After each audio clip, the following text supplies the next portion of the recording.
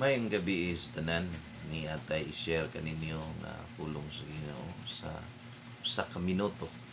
So ang Kristohanong kinabuhi dahil na atay mga testing sa kinabuhi. So matod pa sa Job 13 verse number 15, do he slay me, yet will I trust in him, but I will maintain mine own ways before him. So kita din Kristiyano na atay mga testing sa kinabuhi. Una nga itay sa Dios ato kining atong gitawag kining commitment sa Dios. So ikaduha niyang itest sa tua, ingon nga Kristohanon, itest niya ang atong gitawag kining confidence diha sa Ginoo. Then ikatulo nga itest sa Dios atong kinabuhi kining atong conviction diha sa Dios. So kining tulo testingan gid ni sa Ginoo ingon nga Kristohanon. So I hope kung maabot nato ni tagrasya sa Ginoo nga kining atong mga testing sa kinabuhi ato kaning masurvive. So daghang salamat no.